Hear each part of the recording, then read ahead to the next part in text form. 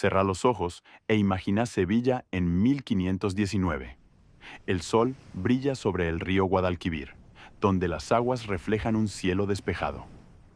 A lo largo de la orilla, 5 barcos se mecen suavemente: la Trinidad, la San Antonio, la Concepción, la Victoria y la Santiago.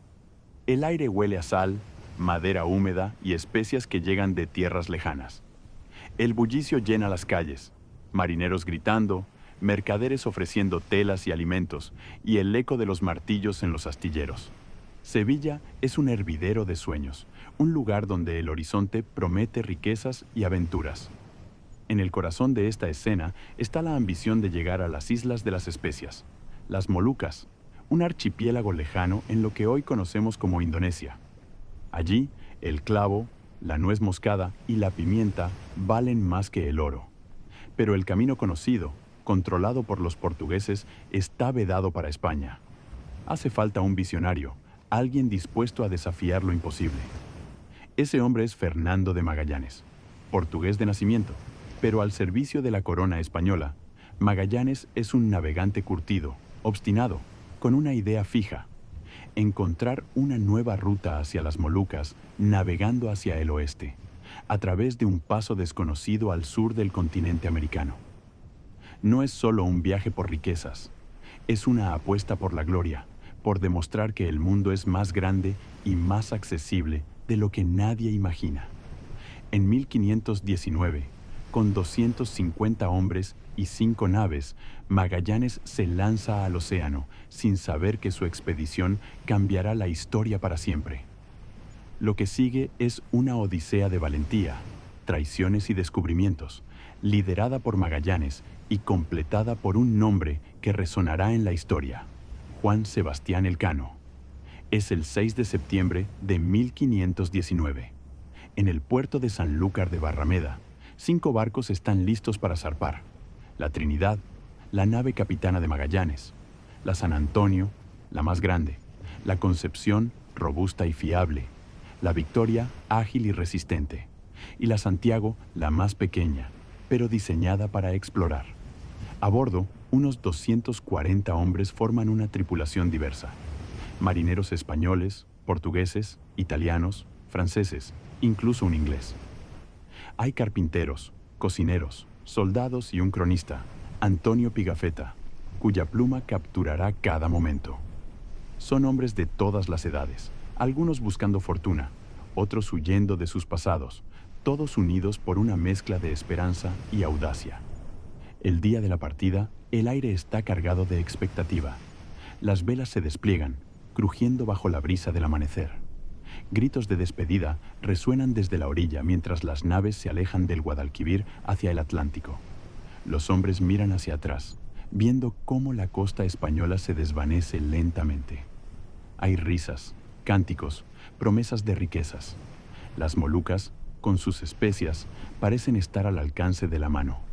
Pero también hay miradas inquietas, manos que aprietan amuletos, corazones que laten con la incertidumbre de lo que les espera. Días después, la costa desaparece por completo. El silencio del mar abierto los envuelve. Solo se escucha el crujir de las maderas, el golpeteo de las olas contra los cascos y el silbido del viento en las velas. El horizonte es infinito, una línea azul que promete tanto como asusta. No hay mapas fiables, no hay certezas. Solo la brújula y la fe en Magallanes, un hombre que asegura que hay un paso al otro lado del mundo. En ese silencio emerge el miedo a lo desconocido. ¿Qué hay más allá? Tempestades, monstruos marinos, tierras ignotas. Nadie lo sabe. Pero también está la valentía, esa chispa humana que empuja a ir más allá del horizonte, a desafiar lo imposible. Cada hombre a bordo lleva esa lucha interna, el temor a no regresar y el anhelo de ser parte de algo eterno. Este es solo el comienzo de una travesía que pondrá a prueba su resistencia, su lealtad y su humanidad. El Atlántico no da tregua. Apenas semanas después de dejar España, la flota de Magallanes enfrenta su primer desafío. El océano se convierte en un monstruo de olas gigantes y vientos furiosos. Las velas se desgarran, Los mástiles crujen al borde del quiebre. Los hombres, empapados y agotados, luchan por mantener las naves a flote. La comida empieza a escasear. El pan se enmohece, el agua se enturbia. El cansancio se apodera de la tripulación y con él el murmullo de la duda. ¿Realmente existe el paso que Magallanes promete? La flota llega a las costas de Sudamérica, navegando hacia el sur por un litoral desconocido. Las tierras son salvajes, inhóspitas. En abril de 1520, en un lugar frío y desolado que llaman Puerto San Julián, Magallanes ordena detenerse para pasar el invierno. Pero el hambre y el frío no son los únicos enemigos. La desconfianza crece. Algunos capitanes españoles, como Juan de Cartagena y Gaspar de Quesada, cuestionan el liderazgo de Magallanes. ¿Por qué seguir a un portugués? ¿Por qué arriesgarlo todo por una ruta incierta? El descontento se convierte en conspiración. Bajo la luz parpadeante de las antorchas, la noche en Puerto San Julián se llena de susurros. El viento ulula, llevando el eco de discusiones acaloradas. En la San Antonio, los amotinados toman el control. Espadas desenvainadas, gritos en la oscuridad. Magallanes, con su astucia y determinación, actúa rápido. Envía a sus hombres leales a sofocar la rebelión. Hay enfrentamientos, sangre en la cubierta. Uno de los líderes, Quesada, es ejecutado. Otro, Cartagena, es abandonado en la costa. La autoridad de Magallanes se impone, pero la semilla de la discordia permanece. En este momento, la expedición es un reflejo de la condición humana. La ambición que los llevó a zarpar convive con el miedo que los paraliza. Cada hombre a bordo lleva esa lucha. El deseo de alcanzar las Molucas, de tocar la gloria, contra el temor de no sobrevivir. Magallanes, con su visión inflexible, mantiene el rumbo, pero el costo es alto. La flota, ahora más frágil, se prepara para enfrentar lo que el sur aún esconde. Octubre de 1520. La flota de Fernando de Magallanes, herida por los motines y el invierno implacable en Puerto San Julián, se arrastra por las costas del sur. Las velas, raídas por el viento, apenas resisten. Los hombres, con los rostros quemados por el frío, mastican pan mohoso y beben agua turbia. El horizonte, cruel e infinito, parece burlarse de su esperanza. Pero Magallanes, con la mirada de un hombre que no conoce la rendición, señala al sur. El paso está ahí, asegura, mientras la brújula tiembla en su mano. Cada ola es un desafío, cada noche un recordatorio de lo lejos que están de casa. Pero en sus corazones aún arde la chispa de la aventura. ¿Y si Magallanes tiene razón? De pronto, un grito corta el aire desde la cofa de la Trinidad. ¡Tierra abierta! ¡Un paso! Los hombres se agolpan en la cubierta, con los ojos entornados contra el viento helado. Allí, entre dos muros de roca, se abre un canal angosto, como una herida en la tierra. El corazón de la tripulación late con fuerza. ¿Es esto el camino soñado o una trampa del océano? Órdenes gritadas. ¡A las velas! ¡Adelante! Magallanes, inmóvil en el puente, observa el pasaje. Su rostro no traiciona emoción, pero sus manos aprietan el timón. La flota se adentra, lenta, cautelosa, en un mundo desconocido. El estrecho los abraza como un guardián silencioso. Montañas coronadas de nieve se alzan a ambos lados, sus picos afilados rasgando un cielo plomizo. El agua, negra como la noche, refleja el hielo en fragmentos rotos. El frío muerde la piel, se cuela por las ropas raídas, hace tiritar los huesos. Y el silencio, un silencio tan profundo que los hombres hablan en susurros, como si temieran despertar a los espíritus de este lugar.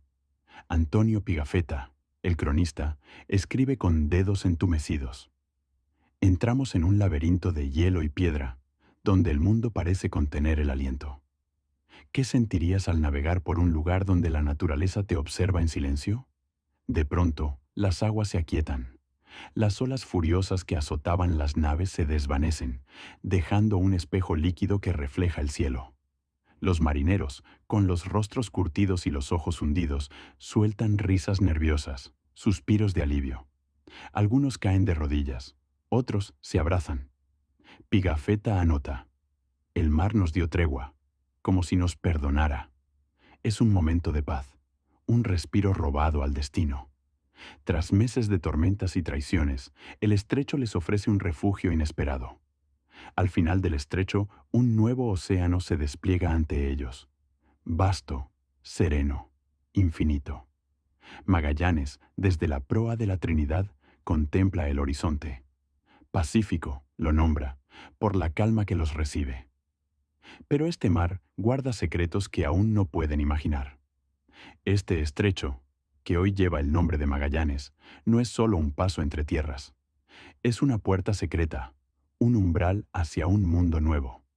La tripulación, exhausta pero viva, está al borde de la historia. Han abierto un camino que cambiará para siempre cómo la humanidad sueña con el horizonte. Están ante el umbral de la primera vuelta al mundo. Noviembre de 1520. La flota de Magallanes emerge del estrecho, dejando atrás sus canales helados. Ante ellos se extiende un océano vasto, sereno, un espejo azul bajo un cielo despejado. Magallanes, desde la proa de la Trinidad, lo nombra Pacífico, seducido por su calma. Los hombres, agotados pero esperanzados, sonríen. Creen que lo peor ha quedado atrás. Pero este océano guarda un secreto cruel. Su nombre es una mentira. El Pacífico no es un refugio, sino una prueba que pondrá a estos hombres al borde de la humanidad. Los días se convierten en semanas, las semanas en meses. El horizonte sigue siendo una línea vacía, sin rastro de tierra. El sol abrasa, el viento apenas sopla. Las provisiones se agotan. El pan se ha acabado. El agua, podrida, huele a ciénaga. Los hombres hierven tiras de cuero de las velas, masticándolas hasta que las encías sangran. Pigafetta escribe, con mano temblorosa: comimos las sobras de las sobras, y el agua era un veneno que apenas podíamos tragar. La cubierta de los barcos se convierte en un purgatorio flotante. Los marineros, con los rostros hundidos, miran el mar con ojos vacíos, preguntándose si alguna vez volverán a ver tierra. El hambre no solo devora el cuerpo, devora la esperanza. Cada amanecer es una burla, cada ola un recordatorio de lo lejos que están de todo lo conocido. Pero el hambre no es el único enemigo. Una sombra aún más oscura se cierne sobre la tripulación: el escorbuto. Los hombres se enferman, sus encías se hinchan y sangran, sus dientes se aflojan y caen como piedras. Las piernas se hinchan, los cuerpos se debilitan. Algunos yacen en la cubierta, incapaces de moverse, sus rostros como máscaras de cera. Pigafetta anota: 20 hombres han muerto ya, y los que quedan apenas tienen fuerza para mirar al cielo. El olor a enfermedad impregna los barcos. Los marineros, antes llenos de sueños de especias y gloria, ahora rezan por un pedazo de fruta, por un sorbo de agua limpia. ¿Qué harías, atrapado en un mar sin fin, viendo a tus compañeros desvanecerse uno a uno? Sin embargo, en medio de la desesperación, algo persiste. Una chispa de resistencia, un eco de fe. Magallanes, con la mirada fija en el horizonte, ordena seguir adelante. Los hombres, aunque débiles, se aferran a sus tareas. Ajustan velas, limpian cubiertas, susurran oraciones. Cada día que sobreviven es un acto de desafío contra el océano. Juan Sebastián Elcano, un marinero vasco de mirada dura, comienza a destacar entre la tripulación. Su voz, firme, anima a los demás. Si el mar quiere vencernos, que lo intente, dice. Es la humanidad en su forma más cruda, frágil, pero indomable. El Pacífico, con su nombre engañoso, no es solo un océano. Es una prueba de resistencia, de fe, de lo que significa ser humano. Cada hombre a bordo lleva una lucha interna, el deseo de rendirse contra la voluntad de seguir. Este mar, vasto y cruel, les enseña que la gloria no se encuentra solo en las especias o en los mapas, sino en la capacidad de soportar lo imposible. Cuando la tierra finalmente aparezca, muchos no vivirán para verla, pero los que sobrevivan llevarán consigo una verdad eterna. El hombre puede cruzar cualquier océano. siempre que crea en el próximo amanecer. Este es el Pacífico de Magallanes y Elcano, un océano que los rompió, pero no los detuvo marzo de 1521. Tras meses de hambre y muerte en el Pacífico, la flota de Magallanes avista tierra. Islas verdes emergen del horizonte, coronadas por palmeras y envueltas en bruma. Los hombres, esqueletos vivientes, lloran de alivio. Han llegado a lo que hoy llamamos Filipinas, un mundo nuevo de aromas dulces y aguas cristalinas. En la isla de Omoñón, los nativos los reciben con curiosidad. Intercambian espejos y campanas por cocos y pescado fresco. Pigafetta escribe: sus rostros sonreían y nosotros, por primera vez en meses, sentimos el sabor de la vida. La flota navega entre islas, forjando alianzas frágiles. En Cebú, el rajá local, Humabon, acepta el bautismo y jura lealtad a España. Los hombres de Magallanes, asombrados, ven cómo los nativos ofrecen oro y especias. Pero la paz es un hilo fino. En la vecina isla de Mactán, el jefe Lapu Lapu desafía a los extranjeros. Magallanes, confiado en su misión divina, decide imponer su autoridad. No toleraré rebeldía, declara Magallanes. Con un puñado de hombres, se prepara para un enfrentamiento que cambiará el rumbo de la expedición. 27 de abril de 1521. En las aguas poco profundas de Mactán, Magallanes lidera a sus hombres contra cientos de guerreros de Lapu Lapu. Las flechas llueven, las lanzas chocan contra las armaduras. El agua se tiñe de rojo. Magallanes, herido en la pierna, lucha hasta el final. Una lanza lo atraviesa. Cae, rodeado por el enemigo. El hombre que soñó con circunnavegar el mundo yace sin vida en una playa lejana. Pigafetta escribe con lágrimas: nuestro capitán, nuestro guía, ha muerto. El hombre que soñó con la ruta no vería el final de su viaje. Fernando de Magallanes, el navegante obstinado, el visionario que desafió lo imposible, queda atrás en Mactán. Pero su sueño no muere con él. La tripulación, destrozada pero viva, mira hacia el horizonte. El viaje debe continuar. Abril de 1521. La muerte de Magallanes en Mactán deja a la expedición sin rumbo, como un barco a la deriva.